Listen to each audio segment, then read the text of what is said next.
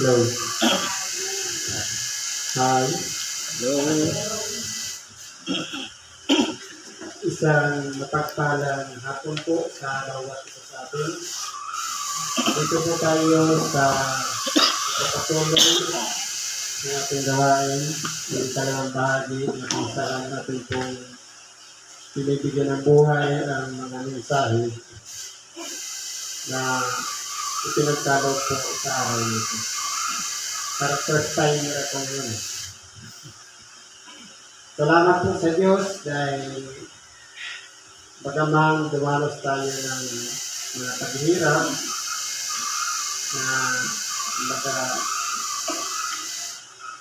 yung dumaan bagyo, yung kalamidad, ito po ang magsisilbing aral sa atin para huwag tayong makalimot sa Diyos. Ito na po yung naalala ko yung nakarang Sabado. Yung takot ng mga tao sa bagyo kasi signal number 5, pupunta lang ng partido. Pero yung sita, tungkol sa pagsaway ng bagyo. Ngayon, ang pinakailangan lang, panalangin. Pero awa ng Diyos, yung bagyo parang signal number 1 lang. Yung hangin nasa taas, wala siyang bukso. Kaya, ang nagrabe lang yung gilid sa mga kustal. Sa may daan,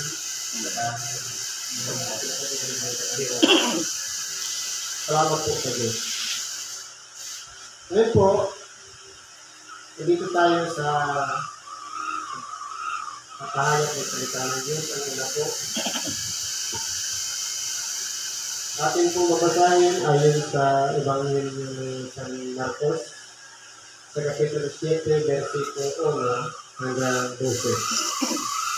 Ang sabi po ay ganito: at nakisama sa kanila ang mga Pariseo at ilan sa mga iskriba na nagsipanggaling sa Jerusalem.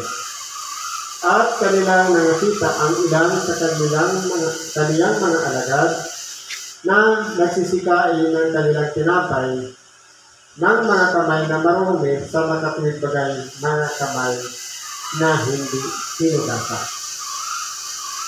So ito, kung pag-aralan natin, dito sa sitas na ito,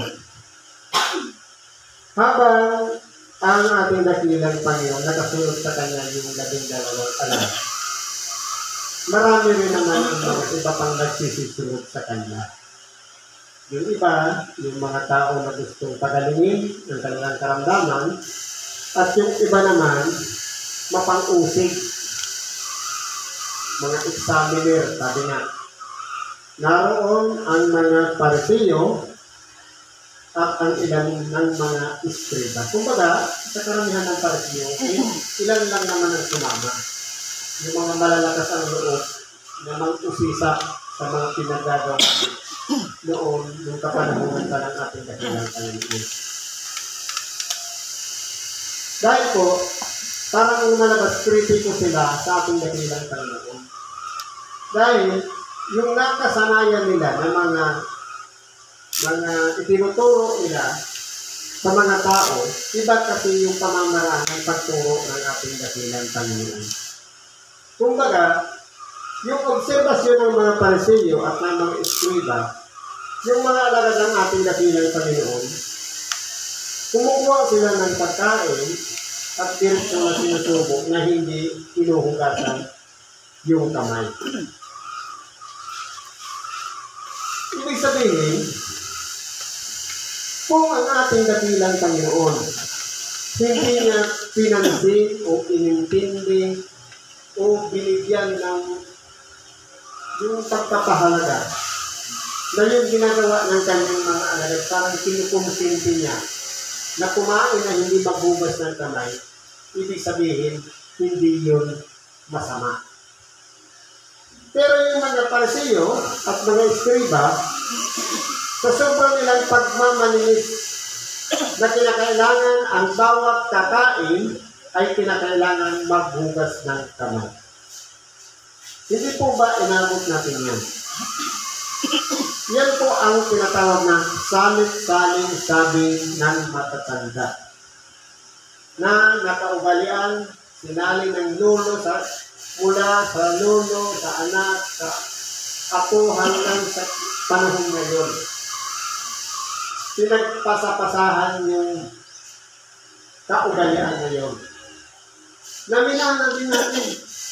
Dahil pagka minsan, halimbawa kakain tayo, nakakamay, kailangan natin hawakan yung pagkain, pumasok na sa isip natin na kinakailangan magbukas muna ng mga kamay. Tinuturo niya sa school, sabi, personal hygiene, yung paglilinis ng kamay bago tumawag ng anumang pagkain, isusubo. Pero po, sabi nito, sapagkat ang mga Pariseo at ang lahat ng mga Hudyo ay hindi nagsisikain, kundi muna mga hugas na maingat ng mga kamay na pinanghahawakan ng salit-saling sabi ng matatanda. Ibig sabihin ko pala, minanalan ko yung araw na yun. Ang paghuhugas ng kamay bago kumain. Ano ngayon ang nais ipahatid sa atin ng mga sitas na ito? Ibig sabihin, originally, ang mga tao noon, dahil sa mga pagmamalinis ng mga matatanda, na anumang bagay na hinawakan ng kamay ay karunalduman, dahil ang pagkain ay pinalalagay nilang grasya, ay hindi maaari hawakan ng isang karunalduman na kamay yung pagkain o biyaya na nasa harapan natin.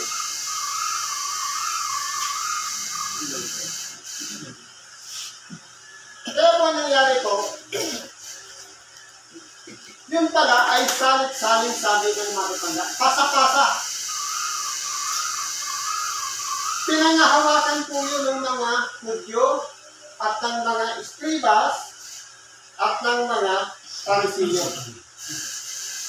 Naging kaugalian po nila yun.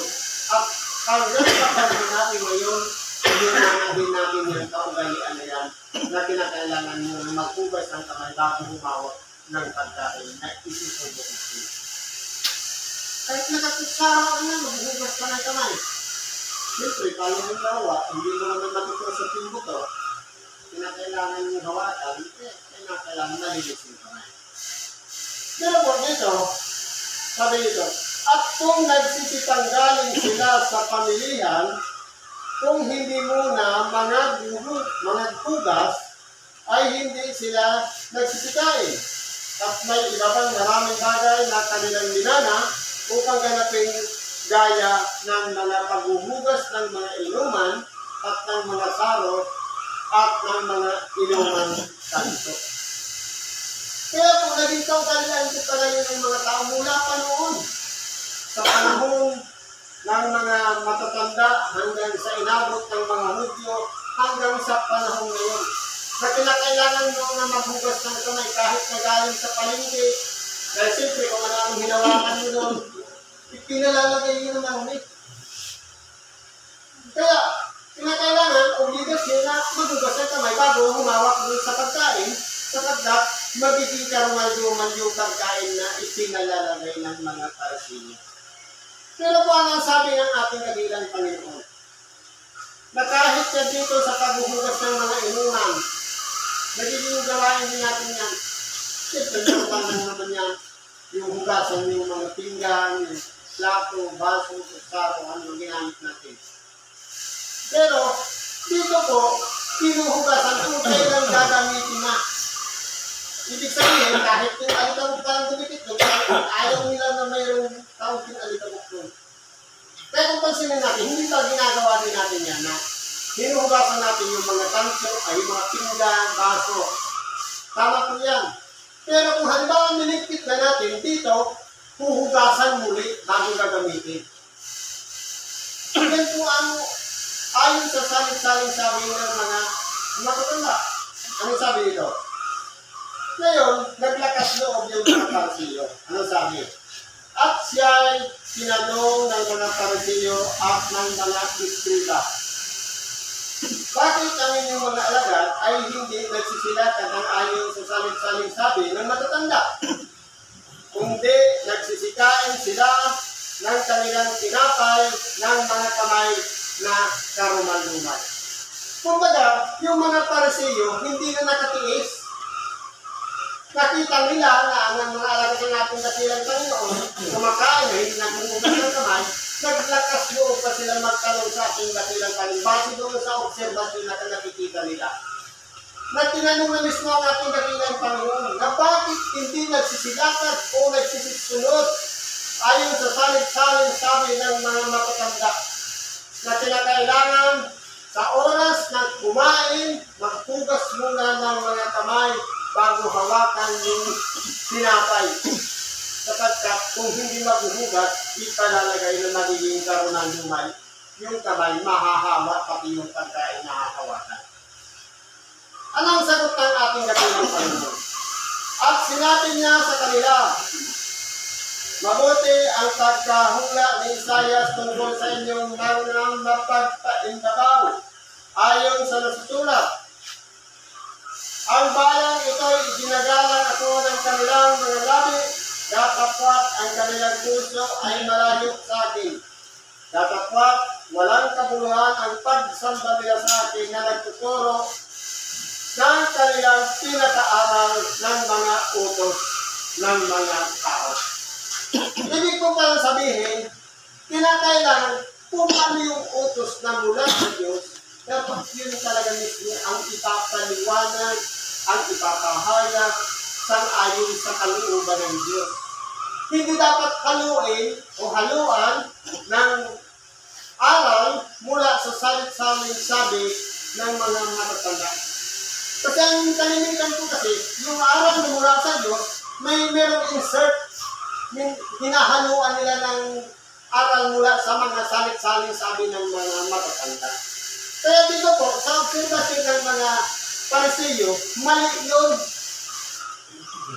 Nakita nila yung mali na ginagawa ng mga alagad ng ating dakilang Panginoon. Pero sa ating dakilang Panginoon, meron siyang pangdepensa. Sa totoo, ang mga Parisiyo, ipinalalagay ng mga mapagpaimbagaw. Sa makatuwid bagay, ito, o kaya plastic sa panahon ngayon. Kasi siyempre, pabago-bago naman yung panahon, ngayong giling yan, nagsabi, kapag sa harap, mabuti, pag talikod, traidor, ang sabi, plastic. Ito naman po yun. Sabi ko, yung mga Parisiyo, araw-araw sila nagtuturit sa Diyos. Iginagalang ng kanilang mga labi, pero yung puso malayo sa amin. Hindi nananahan sa puso si Kristo. Hindi nananahan yung pag-ibig sa kapwa. Bakit? Kasi pinupuna nila yung nangyayari na ginagawa ng mga alagad ng ating dakilang Panginoon.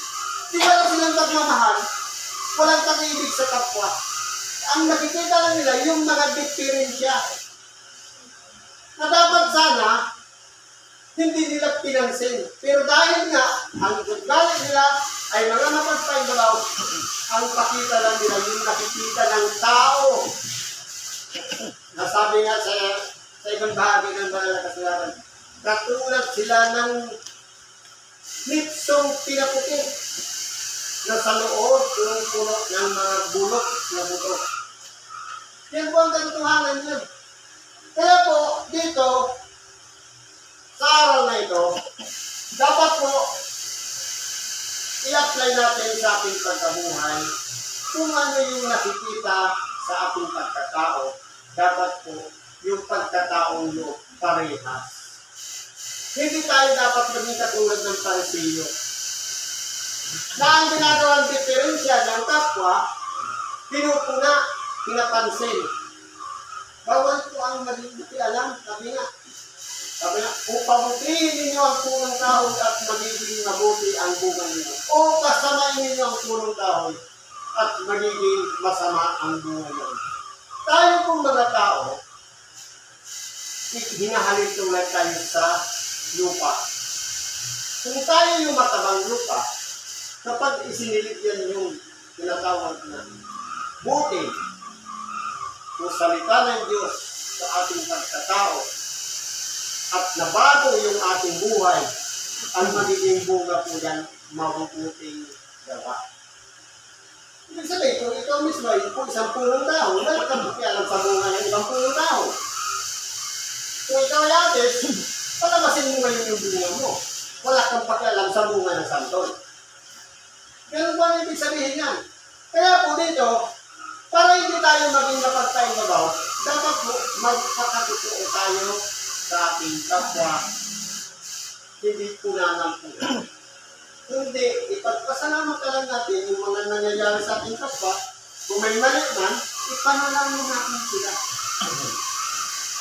Kasi po, dalawa po kasi yan. Pwedeng yung criticize o criticismo, dalawa yan. Pwedeng constructive o destructive. Pwedeng ikakabuti o ikasisira ng kapwa. Kaya po dito, pinag-iingat tayo sa araw na ito. Ano bang sabi dito? Yung ating nakilang Panginoon. Nilisan ninyo ang utos ng Diyos at inyong pinanghahawakan ang salit-saling sabi ng mga tao. Yan po ang itinuturo ng mga Parisiyo. Na hanggang ngayon, itinuro din sa atin ng ating mga magulang na kinakailangan maglinis ka muna ng sarili mong kamay bago ka tumawag ng pagkain. Hindi pa nga itinuro din yan sa atin. Kaya po, walang problema doon sa ginagawa natin doon. Pero yung pumura sa ginagawa ng kapwa, doon na yung mali. Kasi kung halimbawa, yun naman talaga kinalakihan mo na nagmugas na ng kamay, sama doon. Pero yung pumangsin ka sa hindi nagmugas ng kamay, hindi mo na po nagkakaroon ng problema. Dahil yung pakikialam, gawain po yan ng Parisiyo. Para hindi tayo maging katulad ng Parisiyo, kailangan lang natin yung iba yung kapwa natin sa kanilang mga pinagdaanan. Kasi po nangyari, hinuhukuman na natin agad kung hinuhusgan yung ginagawa ng ating kapwa. Dahil tingin natin mali, pero malduman. Pero, kung yan ang nasa puso mo, kung halito, manalangin siya, halito, at pananalangin nila. Manalangin siya nakatuwad, wala tayong pakialam. Manalangin siya nakaluhog, o nakadapa, o nakatihaya, kung kahit ano pa ginagawa, wala tayong pakialam sa ating kapwa. Bakit po? Lahat po tayo kakatulad. Sabi na, huwag kayong humatol, upang hindi kayo hatulan. Kaya ibig sabihin, unawain na lang natin yung ating kapwa sa kanilang mga ginagawa. Kasi pa nangyari dito, criticize ng mga Parisiyo ang ating nasilang Panginoon. Pero nakikilala naman ng ating nasilang Panginoon yung laman ng kanilang puso sapagkat ang kanilang tinuturo ay hindi mula sa Diyos, aral na mula sa Diyos, kundi galing lamang sa salit-sabi ng mga matatanda. Hanggang ngayon, meron po yan.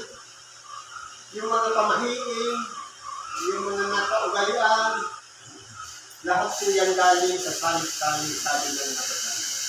Pero meron pong basic, yung aral mismo na mula sa Diyos. Yung pag-ibig o pagmamahal sa kapwa na huwag pumatol, yun po yung importante. Na huwag natin pakialaman ang mga mali na ginagawa ng ating kapwa. Ano po sabi dito? Sapagkat sinabi ni Moises, igalang mo ang iyong ama at ang iyong ina. At ang manungayaw sa ama o sa ina ay mamamatay siyang walang pagsala. Halimbawa, dito na lang. Yung sabi dito, igalang mo ang iyong ama at ina. Kasama po ito doon sa 10 utos. Ano ang sabi sa Episo? Sabi sa Episo 5, basahin natin.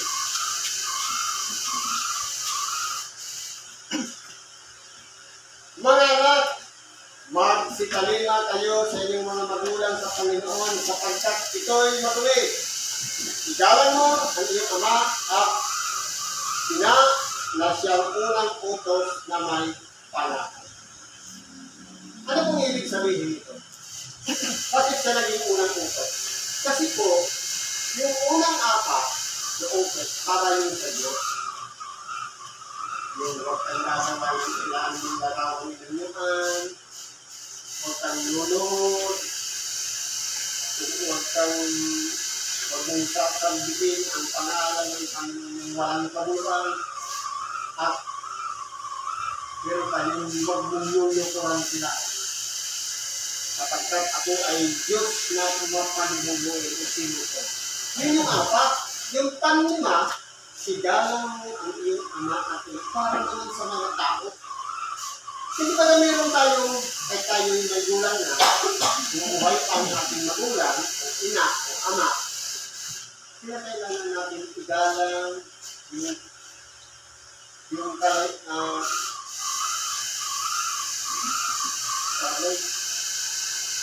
yung pribilehiyo ninyo. Sabi nga, karapatan ng ating mga magulang.